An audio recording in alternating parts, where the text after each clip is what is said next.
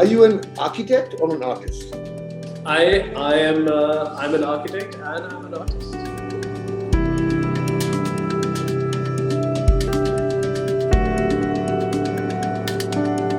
Hi, I'm Martand Khosla. I'm an architect and an artist, and I am very pleased to be here to discuss art and design with Dinesh for the KNMA Museum of Arts.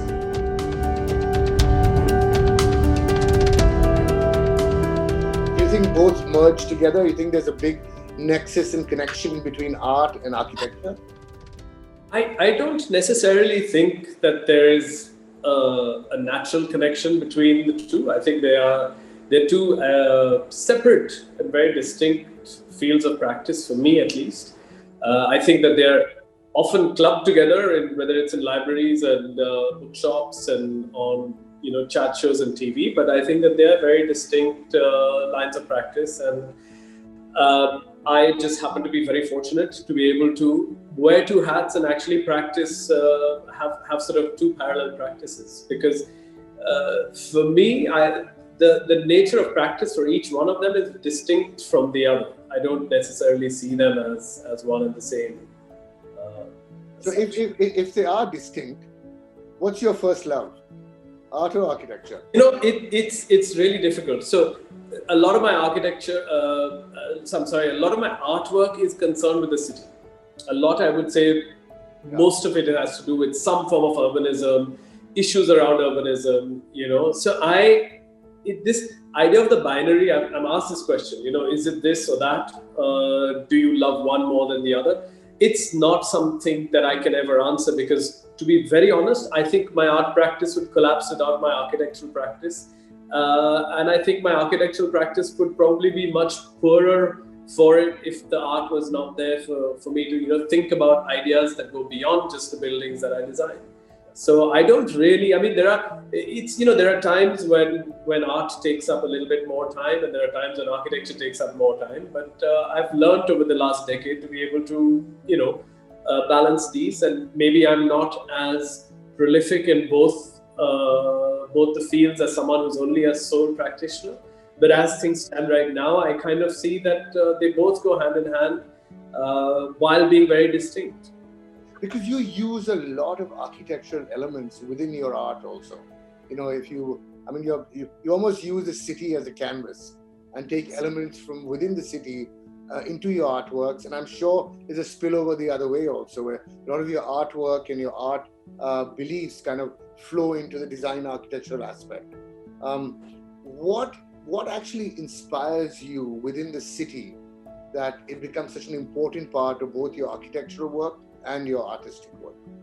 My sort of artistic sculptural practice started almost a decade into my architectural, after I'd started practicing architecture. And I think some of it had to do with the structures of the city. So we were designing as a studio, we were designing, let's say, buildings for the less privileged within the city. So we were designing a polyclinic for people with HIV and TB. We were designing a hostel for people who bring their families from outside the cities for medical treatment to Delhi. And the realization that was slowly dawning on me was that because architects, to a great degree, at least within the private sector, are kept out of the conversation on urbanism in India. Right, yeah. So, we're not necessarily encouraged and brought together and said, okay, we need to rethink our cities. Our cities have problems that some of which are solved architecturally, some through design, some through laws, others through sort of implementation of programs. But our cities do need a lot of thinking through and finding of solutions. I found increasingly that, after architecture college, where we were sort of looking so much at wider ideas of architectures, the implication of architecture, how we can impact environmental concerns, how we can impact, urban concerns. a decade into practice here, we were designing, or I was designing solitary buildings. They may be within a campus. There was an individual building. I personally felt not being able to engage beyond the sole practice of architecture, if it's seen through the narrow lens that architecture is about the making of a building. Yeah. What happens around that building? Who are the people that construct that building? Their rights? Spaces of informal living spaces within the cities. I think all of these concerns, we have ideas on, and I think a lot of architects and colleagues, and when I say we, I mean some went into teaching to explore these ideas, others decided to write about it. For me, I felt I really needed to be addressing concerns or around the cities, and social justice ideas, healthcare, rights, and essentially I found myself moving and expressing myself through an artistic practice. I think that's all it was, to remain engaged with the ideas of the city, but through other means. Within our cities, unlike most other places around the world, public art doesn't really figure or exist within those cities. There are bits and bobs here and there, like little like trinkets that you put around, but it's not integrated within the city. And public art by itself is a very non-violent medium, and a very a medium which brings a community together, because it almost resonates with you in some way. It brings out some emotion. But Indian cities are devoid of it. And do you have any explanation why this is, or why it's happened like that? I think that it's a great point you raised, because I think the role of art within societies is like phenomenal, and its abilities to shape opinions, create movements around it, has known to historically be very powerful. You can see it within Latin America. You see it in the turn of the 20th century in new Soviet Russia, in the new Soviet Union. And I think that it's not only that we should think about art, but if we look at how our cities are planned, how our public transportations are planned, the thing is that the understanding of art and its role within society is now the decision makers keep thinking of it as being limited to something that is purely what they would call aesthetic. Yeah. So it is, when you think of public art, that's decorative and is there for decoration more than decorative. Absolutely. Art can actually become a very vibrant part of city life, going beyond just paintings on walls or the odd decorative object in a park. Just to extend that same conversation, if we take a grander view of art and call it culture, okay? Yes. Indian culture has 5,000 years of history behind it. Do you think, as a community, our disinterest in art and design stems from the fact that we haven't been inculcated with an interest in culture, our own culture? And I'll give you an example. We don't promote our culture much. We take it for granted for the most part. In Mumbai, we used to have these big billboards all around. It was a campaign by the UK government, and it said "Culture is Great Britain," and they were promoting "Culture is Great Britain" in India. And it was such a dichotomy, that we ourselves, with such a rich culture, in some ways don't integrate it into our lives, into societies. Do you think it stems from the fact that there isn't that respect for our own culture? Culture has this way of also being taken for granted. I think that, we talk about this. I think this is not necessarily probably going to be particular to India. I think a lot of places will take. But I think that the pertinent question that you raise here is our collective or national level attitude towards culture and art, dance, and so on and so forth.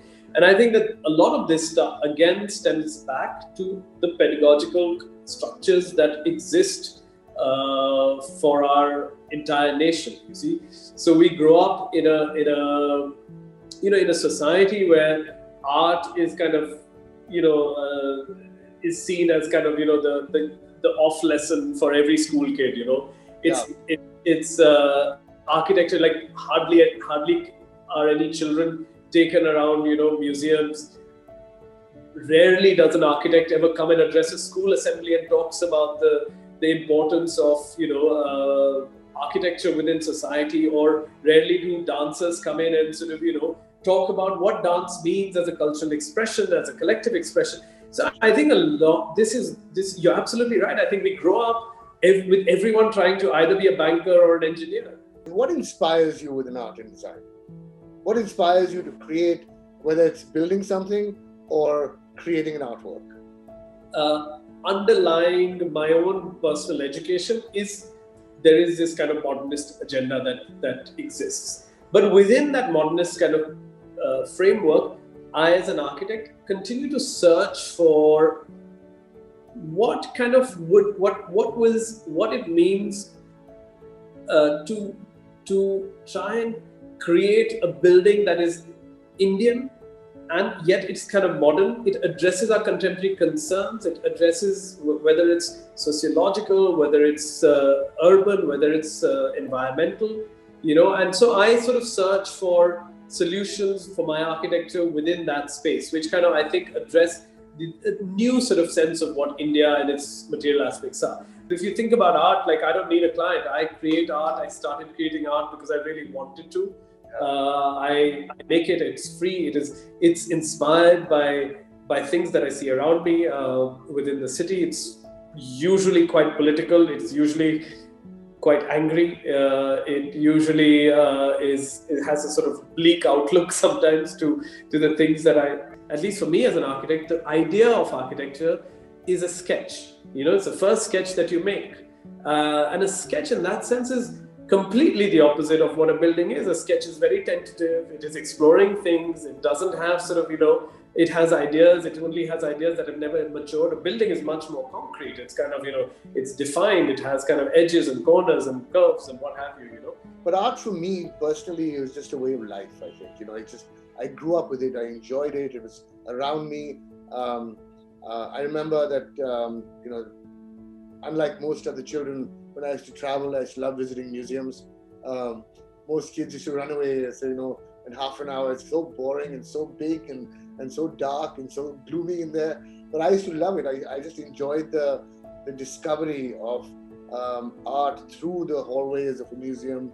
When I came back to India from the US after studying there, while I was working in the engineering field, in the family business, I used to take all my time off and visit galleries.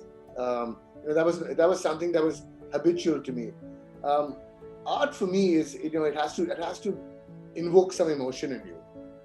Whatever it may be, it might be a sculpture, it might be a painting, it might be a small little drawing, but it should evoke an emotion or tell some story, where it either connects with your life or connects with the experiences you're going through, or just creates an emotion of fear, sadness, anger, love, or happiness with just one simple color.